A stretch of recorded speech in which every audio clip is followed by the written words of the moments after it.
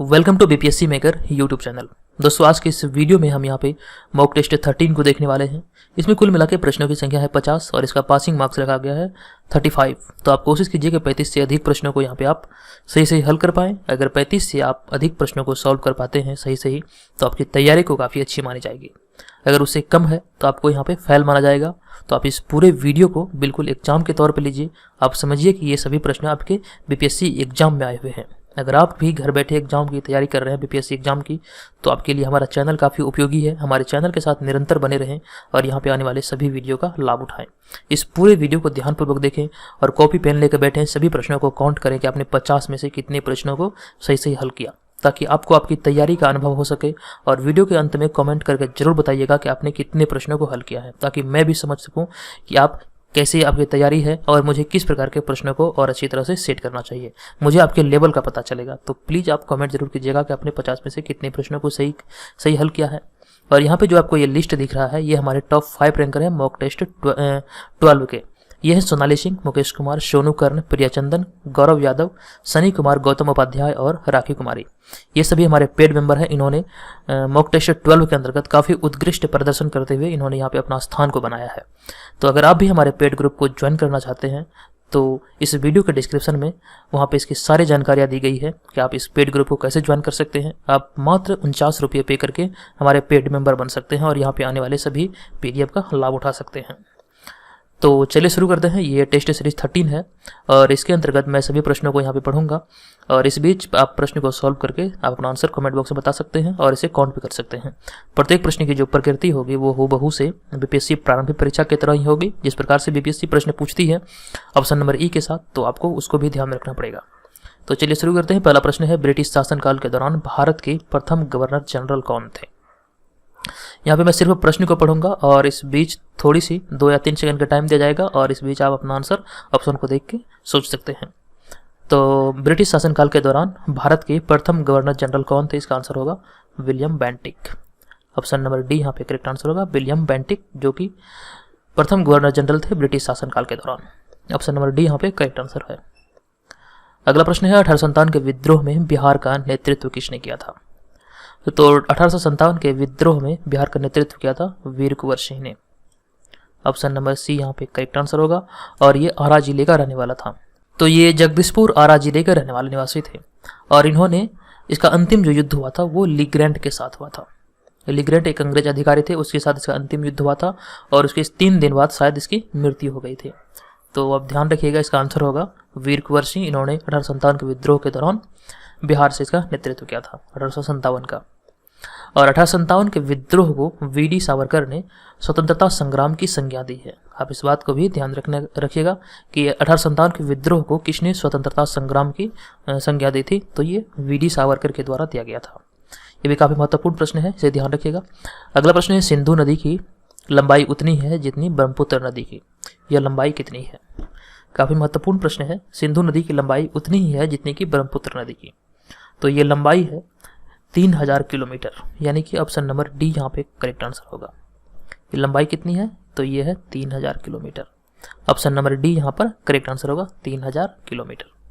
उसके बाद हम बढ़ते हैं अगले प्रश्न पे। हमारा चौथा प्रश्न है, India 2000 a vision for the new millennium किसने लिखी है? India 2000 a vision for new millennium किसने लिखी है? तो चौथे प्रश्न का सही आंसर होगा हमारा ऑप्शन नंबर ई। अब आप पूछेंगे ऑप्शन नंबर ई क्यों? तो यहाँ पे मैं आपको बताता हूँ ऑप्शन नंबर ई इसलिए होगा क्योंकि यहाँ पे ऑप्शन नंबर इसका सी और डी दोनों सही है। सी और डी यहाँ पे दोनों सही है, इसलिए उपयुक्त में से एक से अधिक वाला सेक्शन हमारा यहाँ पे सही होगा, ये वाला। इसके अंतर्गत ऑप्शन नंबर ई यहाँ पे करेक्ट होगा। India 2000 a vision for new millennium किसने लिखी है? तो APJ अब्दुल कलाम और YS राजन के द्वारा ये पुस्तक लिखी गई है। सही आंसर है ऑप्शन नंबर ई।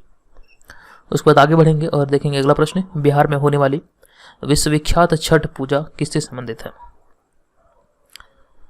तो सही आंसर होगा सूर्य देवता से। छठ पूजा से संबंधित एक प्रश्न मैंने आपको पिछले वीडियो में भी दिया था। तो बिहार में होने वाली विश्वविख्यात छठ पूजा किससे संबंधित है? ये सूर्य देवता से संबंधित है और छठ पूजा पूरे विश्व में मनाया जाता है। आप इस बात का ध्यान रखिएगा। आंसर होगा ऑप्शन नंबर डी, यानी कि सूर्य। अगला प्रश्न है, गंगा नदी की सबसे पूर्व की ओर बहने वाली शाखा का क्या नाम है? काफ़ी महत्वपूर्ण प्रश्न है। इस प्रश्न को कई बार अलग अलग तरीके से पूछा गया है। तो गंगा नदी की सबसे पूर्व ओर बहने वाली शाखा का नाम है पद्मा। ऑप्शन नंबर डी यहाँ पे करेक्ट आंसर होगा। आपको बता दें कि बांग्लादेश में गंगा नदी को पद्मा के नाम से जाना जाता है। तो इस तरह से भी प्रश्न पूछा जाता है कि बांग्लादेश में गंगा नदी को किस नाम से जाना जाता है, तो आंसर होगा पद्मा। ऑप्शन नंबर डी यहाँ पे करेक्ट आंसर होगा। और एक प्रश्न है गंगा कहाँ से निकलती है, तो गंगा गंगोत्री नामक स्थान से निकलती है, इसे भी आप ध्यान रखिएगा। और यहाँ पे 7वां प्रश्न है, इनमें से कौन सा केरल का राष्ट्रीय नृत्य है, शास्त्रीय नृत्य है। इनमें से कौन सा केरल का शास्त्रीय नृत्य है, तो 7वें का सही आंसर होगा ऑप्शन नंबर बी यानी कि कथकली। काफी इजी प्रश्न था, इसका आंसर होगा कथकली, ये केरल का शास्त्रीय नृत्य है। ऑप्शन नंबर बी यहाँ पर करेक्ट आंसर होगा। उसके बाद अगला प्रश्न है, राज्यसभा का पदेन सभापति या अध्यक्ष कौन होता है। पदेन सभापति या अध्यक्ष, कंफ्यूज नहीं करना है, दोनों एक ही चीज होता है। राज्यसभा का पदेन सभापति या अध्यक्ष कौन होता है, तो इस प्रश्न का आंसर होगा ऑप्शन नंबर सी यानी कि उपराष्ट्रपति। ऑप्शन नंबर सी यहाँ पे करेक्ट आंसर होगा उपराष्ट्रपति। उसके बाद आगे बढ़ते हैं। अगला प्रश्न है 9वां नंबर प्रश्न, लोकसभा का चुनाव प्रत्याशी होने के लिए न्यूनतम आयु क्या रखी गई है। लोकसभा चुनाव में जो प्रत्याशी होती है उसके लिए न्यूनतम उम्र सीमा क्या रखी गई है, तो 9वें नंबर का सही आंसर होगा ऑप्शन नंबर डी यानी कि 25 वर्ष। ऑप्शन नंबर डी यहाँ पे करेक्ट आंसर होगा 25 वर्ष। उसके बाद 10वां प्रश्न है, राज्य विधान पालिका का ऊपरी सदन कौन होता है। ऊपरी सदन कौन होता है, 10वां का सही आंसर होगा हमारा ऑप्शन नंबर ए यानी कि विधान पालिका परिषद। राज्य विधान पालिका के ऊपरी सदन कौन सा होता है, तो विधान पालिका परिषद, यानी कि ऑप्शन नंबर ए यहाँ पे करेक्ट होगा। उसके बाद अगला प्रश्न है, देखिए इस वीडियो के अंत में जो 40 प्रश्न के बाद करंट अफेयर्स को भी शामिल किया गया है, तो उस दृष्टिकोण से भी काफ़ी महत्वपूर्ण है। करंट अफेयर्स से काफ़ी ऊंचे लेवल का है, आप देखेंगे तो समझ पाएंगे कि इसी तरह के करंट अफेयर्स बीपीएससी में पूछी जाती है। तो मैंने उसे काफ़ी अच्छे तरीके से वहाँ पे अरेंज किया है। तो 40 नंबर के बाद करंट अफेयर्स आपको मिलेंगे देखने के लिए, 40 से 50 यानी कि 10 प्रश्न जो हैं वो करंट अफेयर्स के हैं। तो 11वां नंबर प्रश्न है, भारतीय संविधान का कौन सा अनुच्छेद संवैधानिक प्रावधानों को संघीय सांसद या राज्य विधान पालिकाओं द्वारा बनाए गए नियमों पर प्राथमिकता देता है। प्रश्न को मैं एक बार फिर से रिपीट कर रहा हूँ, भारतीय संविधान का कौन सा अनुच्छेद संवैधानिक प्रावधानों को संघीय संसद या राज्य विधान पालिकाओं द्वारा बनाए गए नियमों पर प्राथमिकता देता है, तो इसका आंसर होगा ऑप्शन नंबर बी यानी कि अनुच्छेद 13। ऑप्शन नंबर बी यहाँ पे करेक्ट आंसर होगा अनुच्छेद 13। उसके बाद हम आगे बढ़ते हैं और अगला प्रश्न देखेंगे, भारत के सर्वोच्च न्यायालय में न्यायाधीशों की नियुक्ति कौन करता है। काफी महत्वपूर्ण प्रश्न है। न्यायाधीशों की नियुक्ति जो भारत के सर्वोच्च न्यायालय में किया जाता है वो राष्ट्रपति के द्वारा किया जाता है। सही आंसर होगा ऑप्शन नंबर बी यानी कि राष्ट्रपति। चलिए आगे बढ़ते हैं और अगला प्रश्न है, भारतीय संविधान का कौन सा अनुच्छेद संविधान के संशोधन से संबंधित है। कौन सा अनुच्छेद संविधान के संशोधन से संबंधित है, ये भी प्रश्न काफी महत्वपूर्ण है। इसका आंसर होगा ऑप्शन नंबर सी यानी कि 368। अनुच्छेद 368 संविधान के संशोधन से संबंधित है। ऑप्शन नंबर सी यहाँ पे करेक्ट होगा। उसके बाद नेक्स्ट प्रश्न है, हिंदी भाषा में बिहार शब्द का अर्थ क्या है। हिंदी भाषा में बिहार शब्द का अर्थ क्या है, तो 14 नंबर का यहाँ पे सही आंसर होगा हमारा ऑप्शन नंबर ए यानी कि बौद्ध मठ। ऑप्शन नंबर ए यहाँ पर करेक्ट आंसर होगा बौद्ध मठ। उसके बाद चलिए आगे बढ़ते हैं। नेक्स्ट प्रश्न है, बिहार का कौन सा जिला नायलॉन उद्योग के लिए प्रसिद्ध है, तो 15वें नंबर का यहाँ पे सही आंसर होगा हमारा ऑप्शन नंबर ए यानी कि मुंगेर। और आपको यहाँ पे बता दें कि नायलॉन जो होता है वो प्रकृति में नहीं पाया जाता है, इसे बनाया जाता है। नायलॉन ये नहीं पाया जाता है और इसे बनाया जाता है, इस बात का हम ध्यान रखेंगे। और इसका जो प्रमुख उद्योग है प्रसिद्ध है बिहार में वो मुंगेर जिला है, और बिहार में सिगरेट की कारखाना भी मुंगेर में है, तो आप ये दोनों चीज़ों को ध्यान रखिएगा। चलिए आगे बढ़ते हैं। भारत संघ का 28वां राज्य कौन बना था या फिर कौन है, तो 16 का आंसर हो जाएगा हमारा ऑप्शन नंबर सी यानी कि झारखंड। 15 नवंबर 2000 ईस्वी को झारखंड बिहार से अलग होकर अलग राज्य का दर्जा प्राप्त किया था। सही आंसर होगा ऑप्शन नंबर सी यानी कि झारखंड। और आपको यहाँ पे कुछ चीज़ें बेसिक जानकारी है वो भी आपको ध्यान रखना पड़ेगा। तो जो झारखंड का बंटवारा हुआ था 15 नवंबर 2000 ईस्वी को, तो संपूर्ण जो बिहार था, बिहार और झारखंड सम्मिलित रूप से जो जब था, तो उसकी 46% भूमि लेके झारखंड राज्य का निर्माण किया गया था। और इस राज्य में आदिवासियों की संख्या काफ़ी है, ये आदिवासी बहुल राज्य है। तो ध्यान रखिएगा, इसका आंसर होगा ऑप्शन नंबर सी यानी कि झारखंड। आगे बढ़ते हैं। अगला प्रश्न है, किसने कहा था शक्ति बंदूक की नली से निकल कर आती है? ये कथन किसका है कि शक्ति बंदूक की नली से निकल कर आती है? ऑप्शन नंबर यहाँ पे डी करेक्ट आंसर होगा माओ त्से तुंग। माओ त्से तुंग का कथन है बंदूक की शक्ति जो है वो बंदूक की नली से निकल कर आती है। तो ध्यान रखिएगा, आंसर होगा ऑप्शन नंबर डी। उसके बाद अगला प्रश्न है, बद्रीनाथ किस देवता को समर्पित है? 18 नंबर प्रश्न है, बद्रीनाथ किस देवता को समर्पित है? इस प्रश्न का आंसर होगा विष्णु जी को। बद्रीनाथ विष्णु जी को समर्पित है। ऑप्शन नंबर बी यहाँ पे करेक्ट आंसर होगा। उसके बाद नेक्स्ट प्रश्न है, पुरातत्व विज्ञान में अवशेषों की आयु का अनुमान लगाने के लिए किस शब्द का प्रयोग किया जाता है? पुरातत्व विज्ञान में अवशेषों की आयु का पता लगाने के लिए किस शब्द का प्रयोग किया जाता है? तो 19 नंबर प्रश्न का सही आंसर होगा ऑप्शन नंबर सी यानी कि डेटिंग। आपने कई बार सुना होगा कार्बन डेटिंग पद्धति के अनुसार जीवाश्म का आयु का पता किया जाता है, तो आंसर होगा डेटिंग। उसके बाद अगला प्रश्न है, भारत में हरित क्रांति के प्रमुख निर्माता का क्या नाम है? हरित क्रांति के प्रमुख निर्माता भारत में कौन थे? ऑप्शन नंबर बी यहाँ पे करेक्ट आंसर होगा एमएस स्वामीनाथन। अगर विश्व की बात करें तो विश्व में हरित क्रांति के निर्माता के रूप में वर्गीस कुरियन को जाना जाता है। तो ये दोनों चीज़ों को आप ध्यान रखेंगे। दोस्तों यहाँ पे कुछ बातें हैं जो मैं आपके साथ शेयर करना चाहता हूँ। कुछ देर के लिए यहाँ पे मेरी बातों को सुन लीजिए कि मैं क्या कहना चाहता हूँ। आप बीपीएससी के एग्जाम में शामिल होना चाहते हैं, आपने मेरे वीडियो को देखा, निरंतर देख रहे हैं और देखते रहिए। मैं तो यही कहूँगा कि अगर आप घर बैठे बीपीएससी एग्जाम की तैयारी कर रहे हैं तो वीडियो को देखिए और हमारे चैनल को सब्सक्राइब कीजिए और लोगों से करवाएं ताकि मेरा भी मोटिवेशन बढ़े, व्यूज आएगा और भी मुझे मेहनत करने की इच्छा करेगी। तो आप बस इतनी सपोर्ट करें कि मैं और भी आगे बढ़ सकूं और भी इसी तरह के लिए आपके लिए वीडियो अच्छे तरीके से और भी बना पाऊं। तो व्यूज आता है तो वीडियो बनाने का मन करता है, तो आप भी अपनी तरफ से पूरी जोर लगा के पढ़ाई कीजिए और वीडियो में कमेंट कीजिए कहाँ कमी रह गई, आपने क्या सीखा, ज़रूर बताइए। ये मुझे काफ़ी अच्छा लगता है, आपके एक एक कमेंट का मुझे इंतजार रहता है। मैं अभी तक अपने चैनल पे सभी कमेंट का रिप्लाई दिया हूँ। मैं समझता हूँ कि मैं आप लोगों के साथ एकदम से कांटेक्ट में रहूँ, तो आप लोगों से बात करना मुझे काफ़ी अच्छा लगता है, इसीलिए मैं बीच बीच में लाइव भी अपने चैनल पे आता हूँ। तो बस आप लोगों से यही उम्मीद रहती है कि आप लोग वीडियो को लाइक करेंगे, कमेंट करेंगे और आपके कमेंट पढ़ के मुझे काफ़ी अच्छी खुशी मिलती है। तो प्लीज़ आप लाइक कमेंट जरूर कीजिएगा और चैनल पे पहली बार वीडियो देख रहे हैं तो जरूर सब्सक्राइब कीजिएगा। चलिए हम देरी न करते शुरू करते हैं और फिर से अगला प्रश्न है, किस देश ने सरकारी सेवाओं के लिए सर्वप्रथम प्रतियोगिता परीक्षा शुरू की थी? 21 नंबर प्रश्न काफ़ी महत्वपूर्ण प्रश्न है, किस देश ने सरकारी सेवाओं के लिए सर्वप्रथम प्रतियोगिता परीक्षा शुरू की थी? तो यहाँ पे हमारा जो आंसर होगा 21वें का सही आंसर होगा ऑप्शन नंबर सी यानी कि चीन ने। कंफ्यूज नहीं करिएगा, इसका आंसर चीन ही होगा, इंग्लैंड नहीं होगा, चीन होगा। ऑप्शन नंबर सी यहाँ पे करेक्ट आंसर होगा। उसके बाद अगला प्रश्न है, भारत में राष्ट्रीय आय लेखा समंक किसके द्वारा प्रकाशित किए जाते हैं? राष्ट्रीय आय लेखा समंक किसके द्वारा प्रकाशित किए जाते हैं? 22 नंबर का आंसर होगा ऑप्शन नंबर डी केंद्रीय सांख्यिकी संगठन के द्वारा। Option number D correct answer होगा केंद्रीय सांख्यिकी संगठन। उसके बाद आगे बढ़ेंगे। अगला प्रश्न है, इनमें से कौन भारत में सर्वोच्च वित्तीय संस्था है? 23 नंबर प्रश्न का आंसर होगा ऑप्शन नंबर बी यानी कि रिजर्व बैंक ऑफ इंडिया। भारतीय reserve bank of India Bharat में सर्वोच्च वित्तीय संस्था है और इसकी स्थापना 1 अप्रैल 1935 को हुई थी। चलिए अगला प्रश्न है, असम की राजधानी कहाँ है? काफ़ी महत्वपूर्ण प्रश्न है और ये काफ़ी इजी भी है। कई बार देखने को मिला है कि राज्य राजधानी से भी प्रश्न पूछे गए हैं, तो इसलिए मैंने प्रश्न को डाल दिया, असम की राजधानी कहाँ है? इस प्रश्न का आंसर होगा ऑप्शन नंबर बी यानी कि दिसपुर।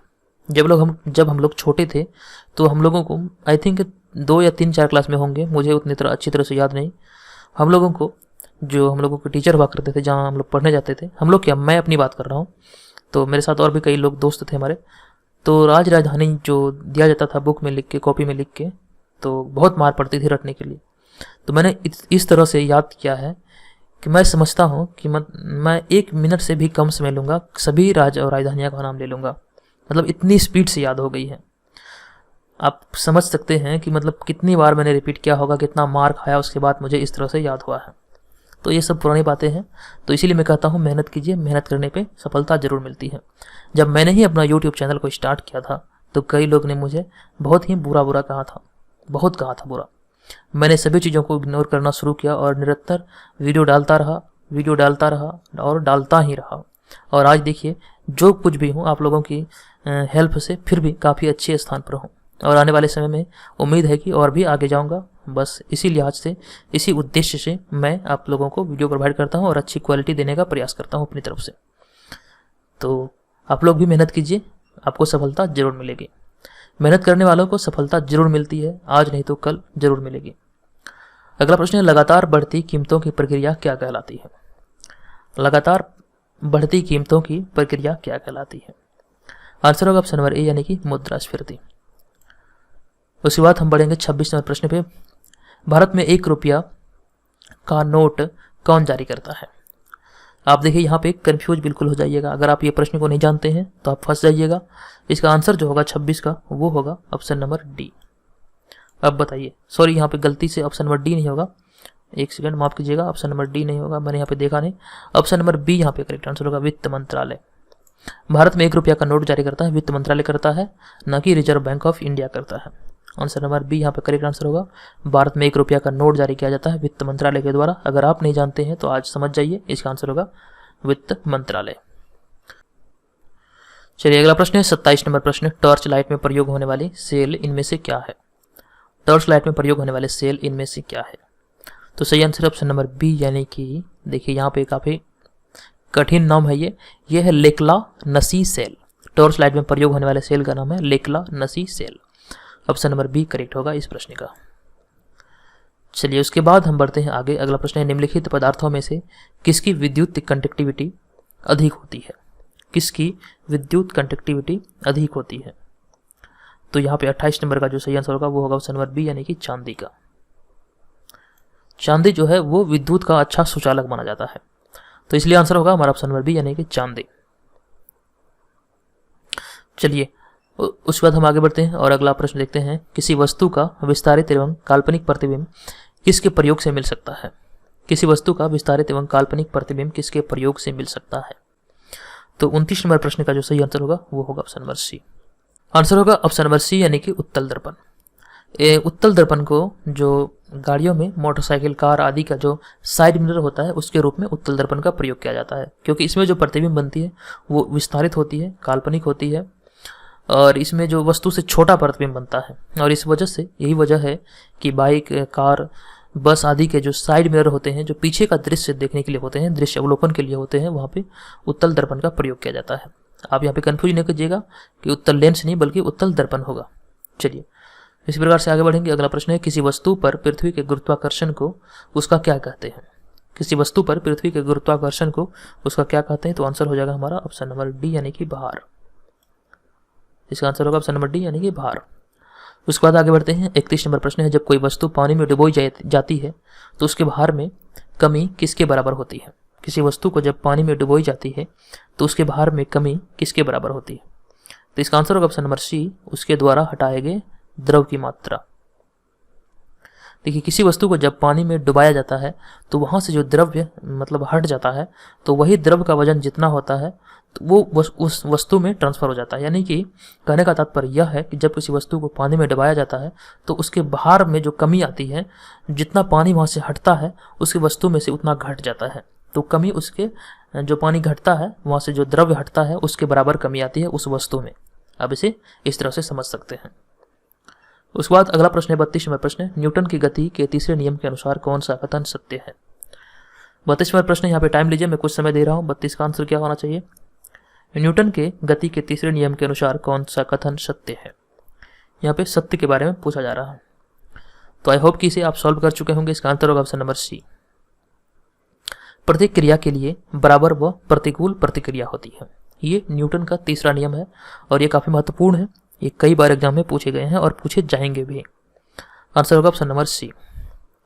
चलिए उसके बाद हम आगे बढ़ेंगे। अगला प्रश्न है, जब फ्रिज में प्रकाश किरण गुजरती है तथा रंगों का जो समूह उत्पन्न होता है उसे क्या कहते हैं? देखिए यहाँ पे फ्रिज नहीं होगा, फ्रिज में होगा, गलती से यहाँ फ्रिज लिखा गया है, आप माफ कीजिएगा, टाइपिंग में थोड़ी सी मिस्टेक हो गई है, यहाँ फ्रिज में होना चाहिए था। जब फ्रिज में से प्रकाश की किरण गुजरती है तथा रंगों का जो समूह उत्पन्न होता है उसे क्या कहते हैं? तो 33 का जो सही आंसर होगा वो होगा वर्णक्रम। ऑप्शन नंबर सी यहाँ पे करेक्ट आंसर होगा।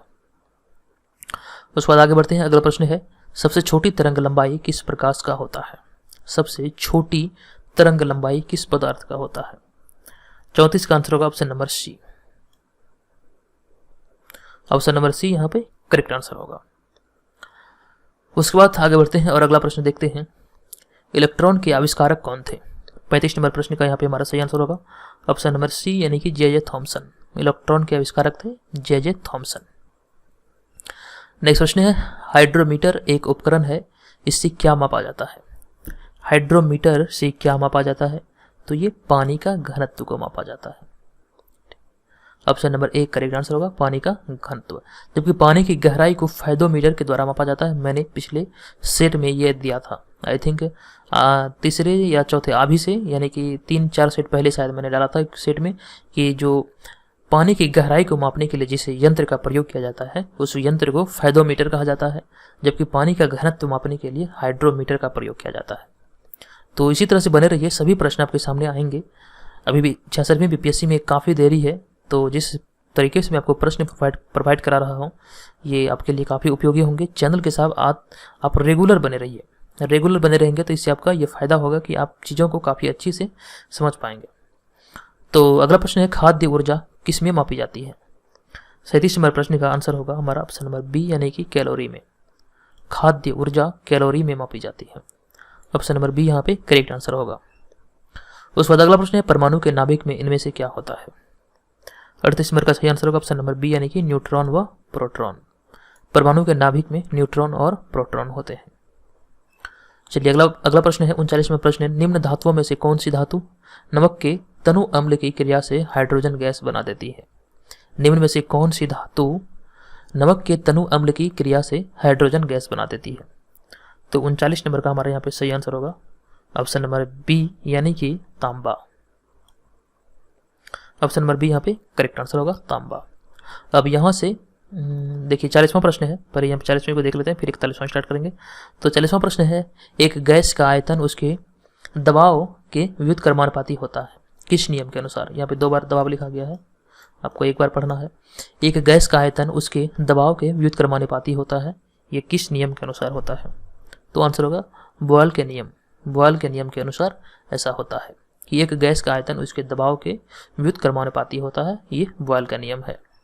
अब यहाँ से जो प्रश्न है ये करंट अफेयर्स के प्रश्न है, और चलिए तो स्टार्ट करते हैं करंट अफेयर्स के प्रश्न। केंद्र सरकार ने हाल ही में वीजा शर्तों के उल्लंघन मामले में 2550 विदेशी तबलीगी जमातियों को कितने वर्ष तक भारत में आने पर प्रतिबंध लगा दिया है? केंद्र सरकार ने हाल ही में वीजा शर्तों के उल्लंघन मामले में 2550 विदेशी तबलीगी जमातियों को कितने वर्ष तक भारत में आने पर प्रतिबंध लगा दिया है? तो आंसर होगा 10 साल, यानी कि ऑप्शन नंबर डी करेक्ट होगा यहाँ पे 10 साल। उसके बाद अगला प्रश्न है, हाल ही में ब्रिटेन में भारत की नई उच्चायुक्त किसे नियुक्त किया गया है? हाल ही में ब्रिटेन में भारत की नई उच्चायुक्त किसे नियुक्त किया गया है? तो यह आंसर होगा गायत्री कुमार को। Option number B correct answer होगा। उसके बाद अगला प्रश्न है, हाल ही में भारत ने अंतर्राष्ट्रीय वैक्सीन गठबंधन को कितने मिलियन डॉलर की मदद का फैसला किया है? तो 43 नंबर प्रश्न का आंसर होगा हमारा 15 मिलियन डॉलर। आंसर होगा हमारा ऑप्शन नंबर डी यानी कि 15 मिलियन डॉलर। उसके बाद नेक्स्ट प्रश्न है, किस युवा महिला क्रिकेट खिलाड़ी को हाल ही में अर्जुन अवार्ड हेतु देने नामित किया गया है? तो 44वें नंबर का जो सही आंसर होगा वो होगा दीप्ति शर्मा। इसे अर्जुन अवार्ड देने के लिए नामित किया गया है, आंसर होगा दीप्ति शर्मा। नेक्स्ट प्रश्न है, केंद्र सरकार ने जल जीवन मिशन के तहत हाल ही में किस राज्य को 1832 करोड़ रुपये आवंटित किए हैं? केंद्र सरकार ने जल जीवन मिशन के लिए हाल ही में किस राज्य को 1832 करोड़ रुपये आवंटित किए हैं? तो आंसर हो जाएगा बिहार। ऑप्शन नंबर बी यहाँ पे करेक्ट आंसर होगा बिहार। इसके बाद नेक्स्ट प्रश्न है, देखते हैं, विश्व तंबाकू निषेध दिवस किस दिन मनाया जाता है? विश्व तंबाकू निषेध दिवस प्रतिवर्ष किस दिन मनाया जाता है? तो आंसर होगा 31 मई। Option number C correct answer होगा। तो आप ध्यान रखिएगा 31 मई को प्रत्येक वर्ष पूरे विश्व में तंबाकू निषेध दिवस के रूप में मनाया जाता है। उसके बाद अगला प्रश्न है, अश्वनी भाटिया को हाल ही में किस भारतीय बैंक ने नए प्रबंध निदेशक के रूप में नियुक्त किया है? तो 47वें नंबर का सही आंसर होगा SBI यानी कि option number A. Ashwani Bhatia ये नाम आप याद रखिए, ये अभी हाल ही में भारतीय रिजर्व बैंक के नए प्रबंध निदेशक नियुक्त किए गए हैं। आंसर होगा ऑप्शन नंबर ए यानी कि SBI, state bank of India. अगला प्रश्न, भारतीय कुश्ती महासंघ ने पहलवान विनेश फोगाट का नाम किस अवार्ड के लिए भेजा है? तो विनेश फोगाट का नाम जो भेजा गया है वो खेल रत्न के लिए भेजा गया है। आंसर होगा ऑप्शन नंबर ए, खेल रत्न। नेक्स्ट प्रश्न है, हाल ही में किस देश ने दक्षिण कोरिया में अमेरिका की थर्ड मिसाइल रक्षा प्रणाली की मौजूदगी को लेकर पुनः आपत्ति दर्ज कराई है? आंसर होगा ऑप्शन नंबर ए, यानी कि चीन। प्रश्न है, हाल ही में किस देश ने दक्षिण कोरिया में अमेरिका की थर्ड मिसाइल रक्षा प्रणाली की मौजूदगी को लेकर पुनः आपत्ति दर्ज कराई है? तो ये चीन के द्वारा आपत्ति दर्ज कराया गया है। अगला प्रश्न है, हाल ही में कैलिफोर्निया के सैन डियागो स्थित जनरल एटॉमिक ग्लोबल कॉरपोरेशन के मुख्यालय का चीफ एग्जीक्यूटिव किसे नियुक्त किया गया है? तो 50वीं का सही आंसर होगा विवेक लाल। ये प्रश्न एक बार मैं फिर से रिपीट कर रहा हूँ, हाल ही में कैलिफोर्निया के सैन डियागो स्थित जनरल एटॉमिक्स ग्लोबल कॉरपोरेशन के मुख्यालय का चीफ एग्जीक्यूटिव किसे नियुक्त किया गया है? तो ये आंसर होगा विवेक लाल। तो यहाँ पे कुल मिला के इस वीडियो में 50 प्रश्न थे दोस्तों। अपने 50 में से कितने प्रश्नों को सही से हल किया, ईमानदारी से इस वीडियो में आप कमेंट करके जरूर बताइएगा। और आप हमारे पेड ग्रुप को जरूर ज्वाइन करें। इस वीडियो के डिस्क्रिप्शन में पेड ग्रुप से जुड़ने के लिए तमाम जानकारियाँ दी गई है। आप केवल 49 रुपये पे करके हमारे पेड मेंबर बन सकते हैं 66वीं BPSC तक के लिए। तो आज के इस वीडियो में इतना ही, मिलेंगे नेक्स्ट वीडियो में एक अलग टेस्ट सीरीज के साथ। तब तक के लिए धन्यवाद।